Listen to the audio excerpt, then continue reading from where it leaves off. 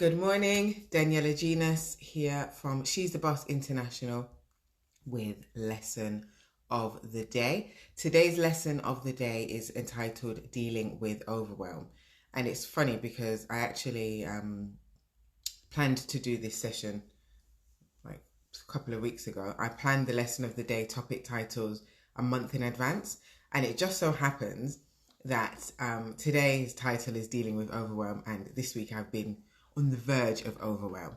So I wanted to kind of talk about how to recognize when you're starting to feel overwhelmed, and also strategies that you can kind of employ or implement to reduce overwhelm generally. Because what you don't want to do, and this is why this lesson is particularly important, is you don't want to kind of get totally overwhelmed when trying to run and grow your business and end up dealing with kind of excessive stress and or burnout. And maintaining kind of a balance, maintaining emotional balance and physical balance is really important if you want to maximize efficiency, productivity, etc. So if you're trying to grow your business, you need to be effective, you need to be calm, you don't need to be overly stressed, and therefore recognizing the signs of overwhelm before you're totally overwhelmed is really important. So it's likely that you're going to deal with various points throughout your entrepreneurial journey where you're dealing with a lot of things, you're doing a lot of things, and particularly if you're running your business whilst also working, whether that be full-time or part-time. Also, if you're a parent or you have any caring responsibilities, the kind of general day-to-day juggle can obviously lead to overwhelm if you're trying to do many things at once. And if your body is operating at a level of kind of stress for extended periods of time, you will hear me talk about burnout quite a lot. Burnout can happen, and you don't want to be burnt out, because burnout can lead to long-term health issues. And again, we don't want that. We want to keep you healthy and fighting fit. But if you feel that you're kind of juggling too many things and you're starting to feel like, oh my gosh, there's so many things that I've got to do tomorrow, then it's likely that you're on the border of feeling overwhelmed. So I started by saying I was starting to feel overwhelmed this week because I've had so many outstanding deadlines. So I've got a lot of things that needed to be finished today and tomorrow. And I know that this weekend I'm going to be at a wedding, so I'm going to be away, so I don't have the opportunity to work over the weekend. And there's a few things that need to be ready for Tuesday morning. So I've been kind of doing this mad dash trying to get everything sorted. This morning, for example, I have a workshop that I'm delivering from 10 till 1. And I thought that I had everything finished for the workshop, but when I checked the slides yesterday, I realized I needed to edit them. So I was up really late doing that.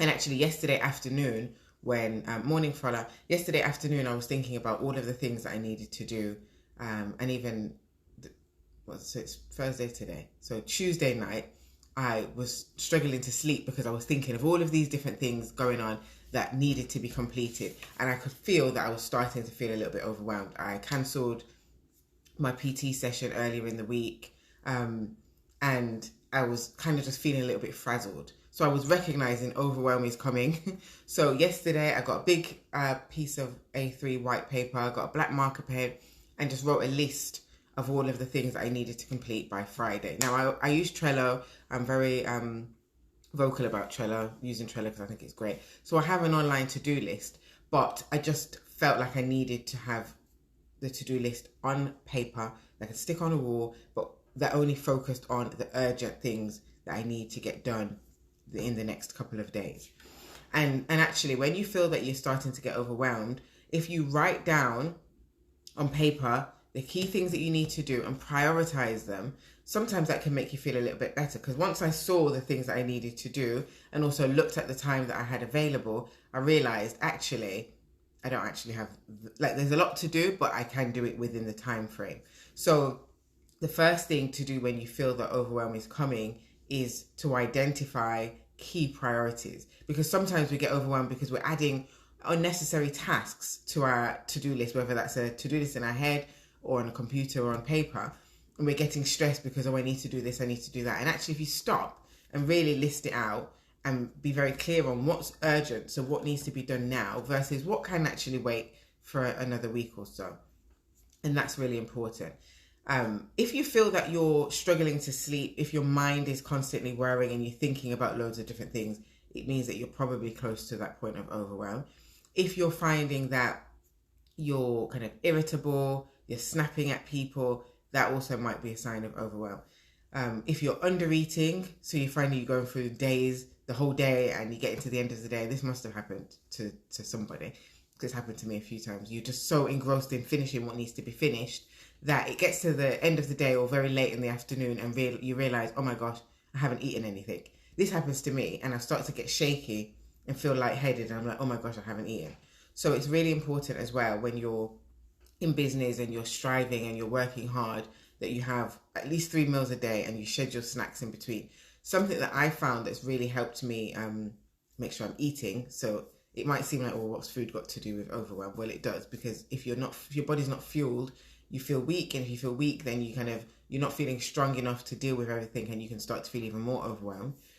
What I started to do is order food, my lunch from beetroot. Yeah, that's what they're called. Beetroot. So shout out to beetroots. Because I was finding that I just wasn't eating lunch because I was working, and then to eat lunch, I'm going to have to stop and cook something. I'm not really a meal prep kind of person. Like, I don't really see why I'm spending a whole of Sunday cooking food. Like, I don't want to do that. Sunday is my rest day. So I order my lunches from beetroots. I order 3 meals from them, split them in half, and that kind of does me for the week. And then at lunchtime, I can just stop, warm up the food, eat it, and then get back to work. And that really helps me to not feel like, oh my God, there's no time for me to eat. So try that.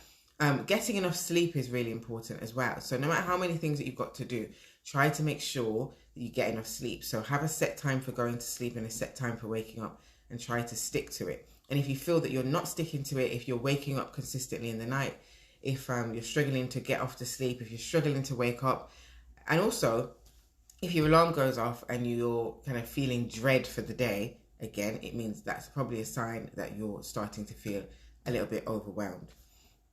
If you're overeating, so I spoke about undereating. If you're overeating, so something that I recognize in my husband, when he starts to feel overwhelmed and a bit stressed, he starts eating lots of chocolate. So anytime I see him with them big bars of fruit and nut, the dairy milk fruit and nut, then I know, okay, something's wrong, because he starts to overeat chocolate. So start to recognize your patterns. Do you start to snack? Do you start to eat lots of sugar? And I think I'm not a psychologist, but I think that the reason some people start to overeat, particularly sugary things, is to get that kind of happy boost, the feeling of like what sugar gives you. And it gives it to me because I love sugar. So if you start to recognize that, then that might be a kind of a red flag to say you're starting to feel stressed and you need to do something about it. So I think I've already mentioned snapping at people, feeling lethargic as well. Like you sleep, but no matter how much you sleep, you just can't be bothered and you're just tired. And finally, if you've got a to-do list that you literally just cannot manage and you're looking at it and it makes you feel overwhelmed, you're overwhelmed. So how do you deal with it? So as I said, the first thing I would do is definitely write a list of what you need to do and prioritize. But then also look at what can be moved around. So I know that I've got several deadlines for tomorrow. After the session that I've got today, which is 3 hours, I also had a 2-hour client session booked in. So I've contacted the person and said, can we move it to next week? Because I've got a deadline. Like I cannot miss this deadline. And people often feel like they can't do things like that because, oh, it's unprofessional. But actually, it's better than that I move it and next week I'm able to give her my undivided attention. Then I keep that session and I'm going to be stressed throughout the session thinking about all of the things I need to do and therefore not give her my best. So don't be afraid to juggle things around or move things around and ask people to move appointments, meetings, whatever it is. Don't be afraid to do that because people are quite understanding as long as you give notice and you're respectful with it. But then also don't be afraid to ask for help. So one of my clients had asked me to create some templates for them because I create lots of templates for my clients. And I said, yes, this was like a week and a half ago. they emailed to say, oh, I haven't received the template. And I was freaking out, like, oh my gosh, something else to add to the to-do list. I need to do the templates. And actually, I don't need to do the templates. The templates are done. All that needed to happen was I need to put their logos on and make sure that their company name's in it. I have a VA, shout out Virtual Correct. So last night I sent her the documents, I sent the logo and said, can you change these please and send them over to the client? So you utilize your resources. If you've got people that can help you, use them. There's no point in having people that are there to support you and you're not maximizing the resource that is available to you. And this is something that I know a lot of small business owners really struggle with. It's delegating tasks. We kind of want to hold on to everything because we need to do it. It's our business, but you don't. And actually, if you're trying to grow your business and if you're trying to not be overwhelmed, doing everything yourself all the time is not particularly helpful. So ask for help from the people that can help you. And also say no to things that you don't really need to do, because sometimes you can get overwhelmed because you're doing lots of extra things that people have asked you to do. Can you do a favor? Can you just check this? Can you just read this? Can you just review this? Just say no. And actually, if there's things in your to-do list that you thought you were able to do that actually now I don't think I can do, again, don't feel afraid to go back to the person and say, look, I said I could do this, but actually I can't. Like, I'm sorry, I can't. Again, don't worry too much about what people think about you, because people are going to think whatever they're going to think anyway.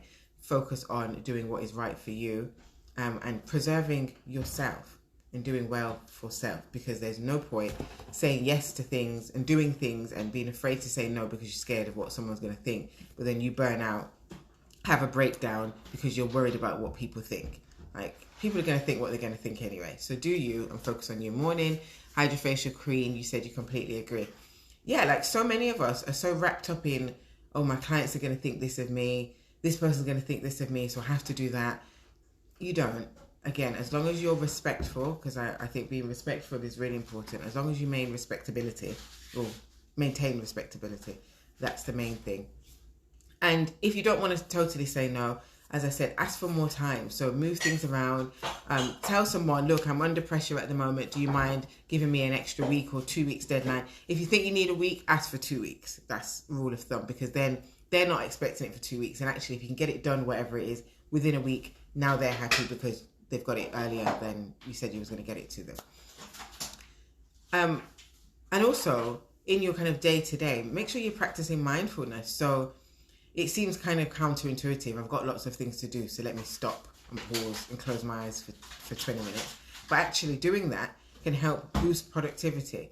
So rather than just going without any breaks, and you thinking, well, I can't take any time to break because it's going to impact my productivity.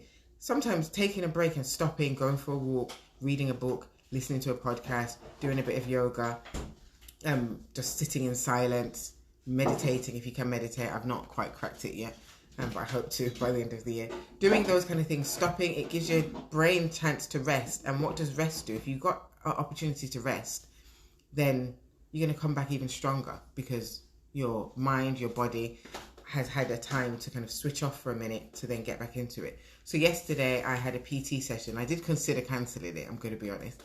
But I said, no, I need to do it. I did it. And actually, normally what happens, I do a PT session and I want to go to bed. But yesterday, because I'd said in my head, I know I've got this work to do. Let me take the break, do the exercise because it needs to be done. And then I'm going to get back to work. I actually did the exercise, finished and got back to work. And worked for quite a few hours afterwards and produced some pretty good work, if I must say so myself. So think about how you can schedule in kind of rest, walk breaks, or any other break throughout the day that's going to help your brain reset, rejuvenate. And also, generally, in your schedule, make sure that you're scheduling those things in on a weekly, monthly basis. So taking days off, going for long walks. Now COVID restrictions are starting to ease, going for weekends away. Giving your brain downtime is really important in kind of this fight against overwhelm. And make sure, as I said, you use to-do lists, that you're scheduling off days and break time. I feel like I've just repeated myself, but I'm going to repeat it because it's really important. So to recap, Are you dealing with overwhelm? Think about key things. Are you sleeping properly? Are you eating properly? So are you under eating, overeating? Are you sleeping, not sleeping enough? Are you sleeping too much? Are you getting irritable? Are you lethargic? Are you feeling stressed? Because that's the first thing. Do you feel stressed? But sometimes stress isn't something that you obviously feel. It does transpire in lethargy, insomnia, irritability, and all of those kind of things. And also, if you're someone that every time you stop working for like a weekend or a holiday, you get sick, like you get cold, then that means you're probably on the verge of burnout. So think about that too.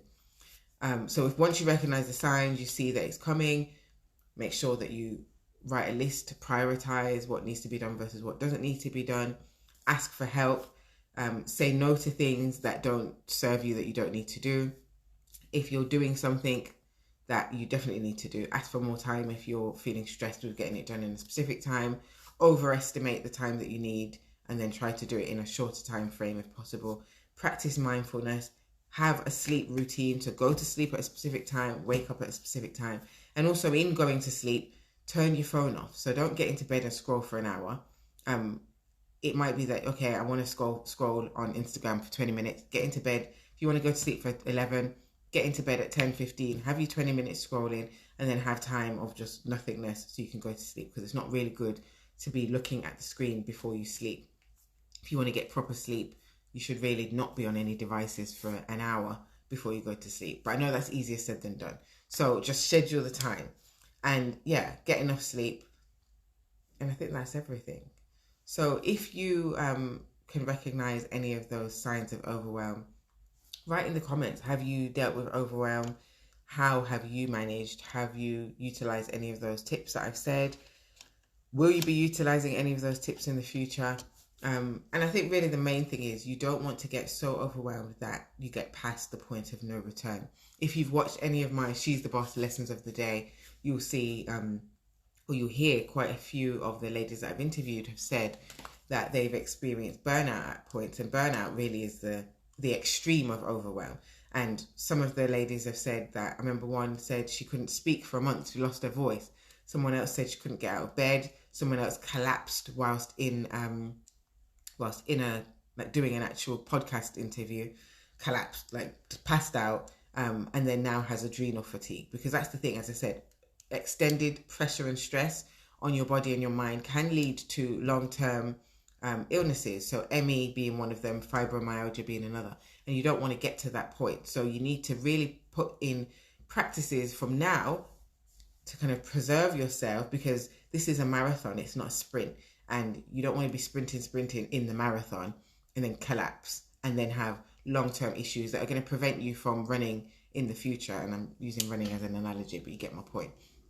If you get any of these kind of adrenal issues that slow you down, they're going to slow you down forever. Like, you will have those things for life, and then you're not going to be able to operate at a higher level anyway. So prevention is better than cure. So deal with it now, not when it's too late. Good morning, Anais Arts. You said yes, familiar, so you've been there.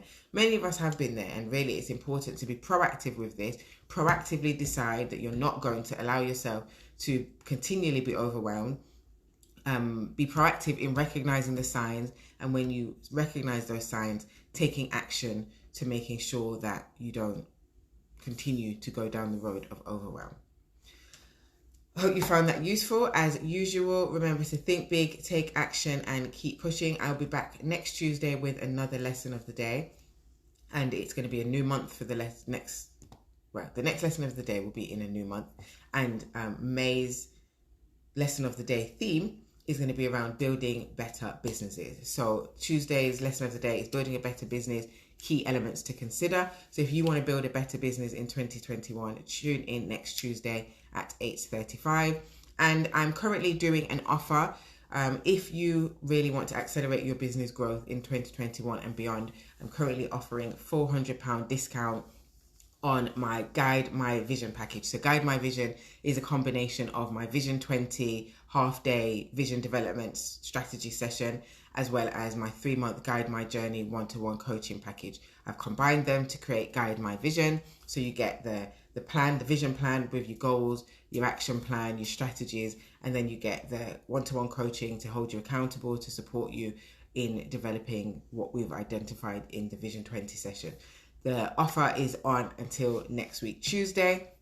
It's £400 off. So if you're interested in that, click the link in my bio and pick bank holiday offer.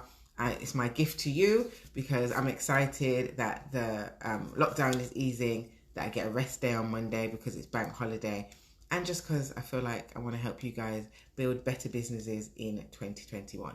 So get in touch if you want to take up that offer, and you can visit my website to see all of the other services that I offer, www.she'sthebossintl.com, and I get results. Check out my page, you'll see some testimonials, you'll see videos, you'll see case studies, etc. of the businesses that I've supported over the last few years to grow, in many cases by 6 figures. So if you're looking for 6-figure growth from somebody that has proven results, because I know that there's lots of people on social media saying I can help you get 6 figures and they've never had 6 figures themselves. No shade. I've had a 6-figure business and I've helped people grow 6-figure businesses. So get in touch, www.she'sthebossintl. I offer a 30-minute free exploration call where you can ask questions and find out how I can help your exact business. You can book that on my website. So thank you, Ines Arts, for tuning in. Scent and Sparkle Wax Melts, good morning. Thank you for tuning in. Also, Fola, thank you for tuning in. Have a great weekend when it comes. Take care.